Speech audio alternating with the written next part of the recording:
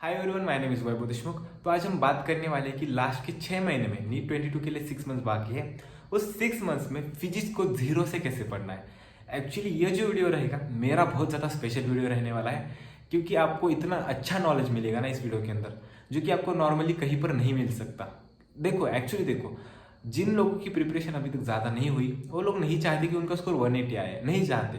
वो चाहते कि बस 100 क्रॉस हो जाए, यस एक सेंचुरी क्रॉस हो जाए तो भी चलेगा। बस सेंचुरी क्रॉस कैसे करना है, क्योंकि टेस्ट सीरीज में तो 10-20 मार्क नहीं आ रहे ना। मतलब देखो, आउट ऑफ 180 मार्क्स आपके टेस्ट सीरीज में 10-20 भी नहीं बन रहे, मगर आपकी चाह है कि इन 6 मंथ्स के अंदर हमें 100 मार्क्स क्रॉस करने हैं। तो कैसे किया जाए, ठीक है। फर्स्ट ऑफ ऑल देखो, अगर आपकी फिजिक्स अगर 0 लेवल पर है तो मैं इस डिस्क्रिप्शन बॉक्स में एक लिंक दे रहा हूँ, इस वीडियो के बाद जरूर से देखना, ठीक है। क्योंकि आपको पता चलेगा कि मैंने क्या बातें की थी इस वीडियो के अंदर और कितने बच्चों का फायदा हुआ, फिजिक्स का फायदा कितना हुआ आपको पता चलेगा उस कमेंट सेक्शन के थ्रू। क्योंकि कमेंट सेक्शन बहुत पॉजिटिव कमेंट से भरा हुआ है, लाइक बहुत ज्यादा है वीडियो को और व्यूज भी बहुत अच्छे खास है फिजिक्स के रिलेटेड, ठीक है। तो वहाँ उन लोगों को फायदा हुआ था, आज आपको होने वाला है। तो चलो हम स्टार्ट करते हैं, ज्यादा वक्त हमारे पास नहीं, बस 6 महीने हमारे पास है। और फिजिक्स बहुत गंदा है यार, एक तो पढ़ाई नहीं होती, पढ़ाई होती है तो याद नहीं रहता, याद भी हो जाता है तो क्वेश्चन नहीं बनते, और क्वेश्चन नहीं बनते इसकी वजह से मार्क नहीं आते, मार्क नहीं आते इसकी वजह से पूरा कॉन्फिडेंस ड्रॉप हो जाता है। तो इन सभी चीज़ों को काउंटरैक्ट कैसे करना है और नीट में सेंचुरी को क्रॉस कैसे करना है, मतलब 100 मार्क्स को कैसे क्रॉस करना है। हमें ज़्यादा मार्क्स नहीं चाहिए। मोस्ट प्रोबेबली अगर इस वीडियो को आप देख रहे हो और आपकी फिजिक्स 0 लेवल पर है तो मैं वेरी श्योर कि आपको 100-150 मार्क्स से ज़्यादा तो नहीं चाहिए, 120 से तो नहीं जाए, ठीक है। इतना आपको स्कोर करना 120। तो उसके लिए मैं आपको सजेस्ट करना चाहूँगा, first thing your basic knowledge about your physics. Yes, आपने सही सुना। बेसिक नॉलेज मतलब क्या होता है कि फिजिक्स में कौन से टॉपिक किस तरह से दिए हैं, ठीक है, उसे समझना। मतलब आपको कॉन्सेप्ट आनी चाहिए बेसिक, सभी टॉपिक्स का एक आप कह सकते हो ना बेस आना चाहिए, जिसे हम बेसिक नॉलेज कहते हैं। वो बेसिक नॉलेज अगर आपको फिजिक्स का आता है तब आप इंपॉर्टेंट टॉपिक्स के ऊपर ध्यान दे सकते हो, ठीक है। और अगर आप मुझसे पूछो कि what are the most scoring high weightage and simple topics for physics, अगर आप उन्हें पढ़ने भी लोगे ना तब पढ़ नहीं पाओगे। उसका रीज़न क्या है, क्योंकि आपको बेसिक नॉलेज ही नहीं फिजिक्स का, तो कैसे पढ़ोगे। तो मैं आज आपको कुछ ऐसे टॉपिक्स बताऊंगा जिन टॉपिक्स को आप पढ़ के बहुत आसानी से ज़्यादा स्कोर्स कर सकते हो, अगर आपकी बेसिक नॉलेज अच्छी है फिजिक्स की।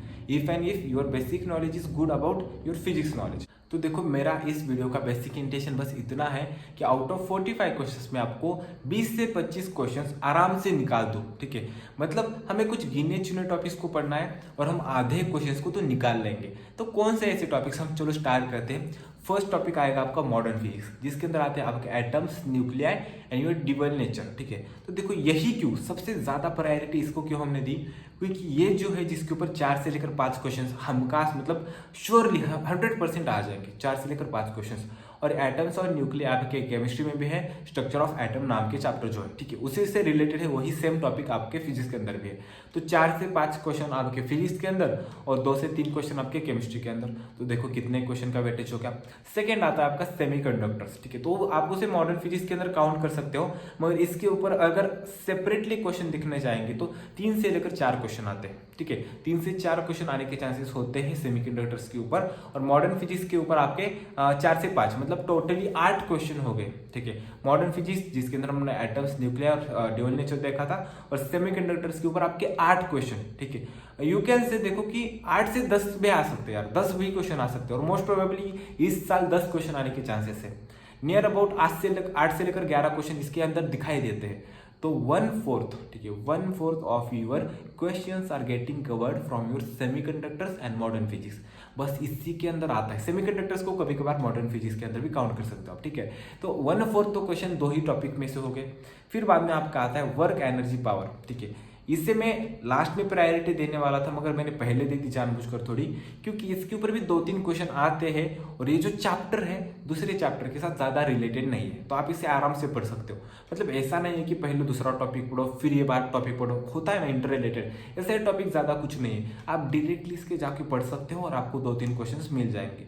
और उसके बाद मैं लेना चाहूंगा करंट इलेक्ट्रिसिटी। करंट इलेक्ट्रिसिटी के ऊपर 4 से लेकर 5 क्वेश्चन बनते हैं। इस बिलीव मी और not 4 to 5 questions are asked from the current electricity, जो कि हालांकि बहुत ज़्यादा सिंपल भी है और आराम से हो भी जाएगा। पास्ट ईयर क्वेश्चन सॉल्व कर लो, बना लो, आराम से होने वाला है। तो करंट इलेक्ट्रिसिटी पर कितने आते हैं क्वेश्चन? 4 से 5। देखो अगर आप इन टॉपिक्स को ठीक है अच्छे से कवर करते हो तो आप यहीं पर ही आप 15 क्वेश्चन कवर कर लोगे। 1/3 of your physics portion will get covered in this few topics. तो आपको टेंशन लेने की ज़रूरत ही नहीं है ना, ठीक है। यही तो आपका फंडा है ना भाई साहब फिजिक्स का, आसानी से कैसे कवर करें 6 मंथ्स के अंदर। अगर पूरी फिजिक्स पढ़ने को जाओगे ना तो पूरी फिजिक्स कभी भी नहीं होने वाली, 6 मंथ्स में तो नहीं होगी। 0 से स्टार्ट करने वाले हो, 6 मंथ्स में नहीं होगी फिजिक्स पढ़ के। सच में बहुत ज़्यादा इंटेलिजेंट भी हो, मैथ्स भी पसंद है, बहुत ज़्यादा आराम से होता है, तब भी नहीं होने वाली, क्योंकि आपके पास केमिस्ट्री भी पढ़ना है, आपको बायोलॉजी भी पढ़ना है।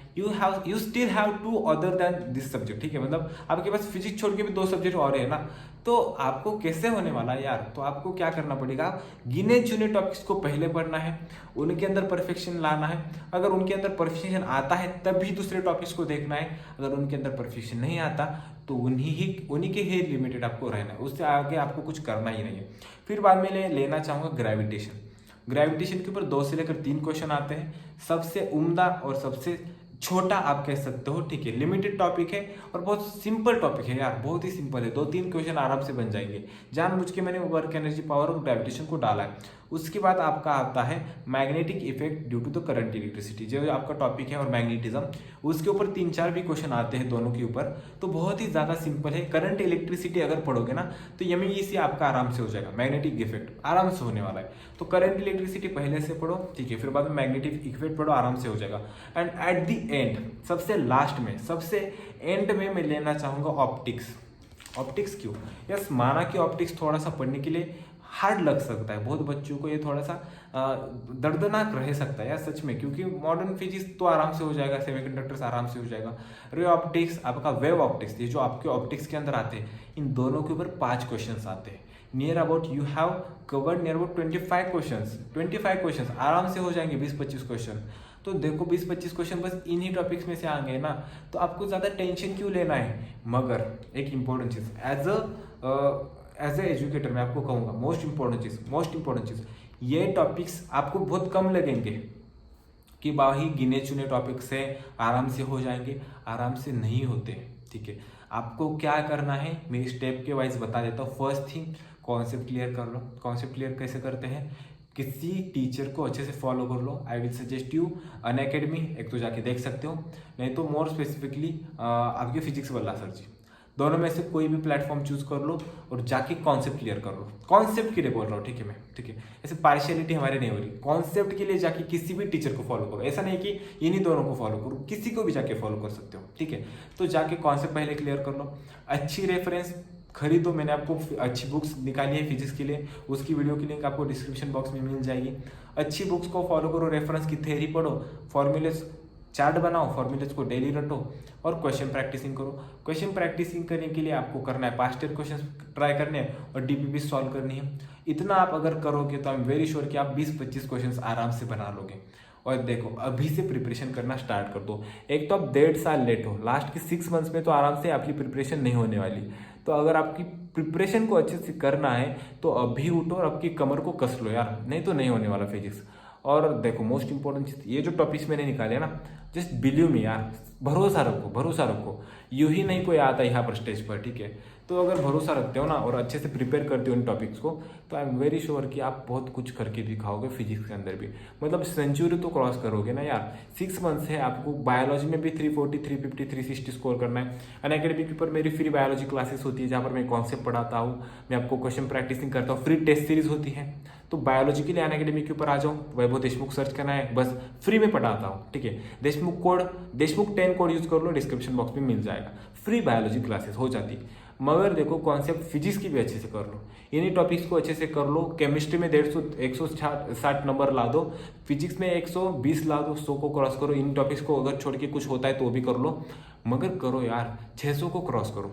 सच में यार, सच में देखो, दिल से कह रहा हूँ, 600 को क्रॉस करने का ट्राई करो, आराम से हो जाएगा अगर आप अभी से बहुत ज़्यादा मेहनत करते हो। और अगर आप सोचोगे ना कि मैं हाँ चलो बाद में कर लूँगा, मेरे पास वक्त है, वक्त तो आपके पास बिल्कुल भी नहीं है।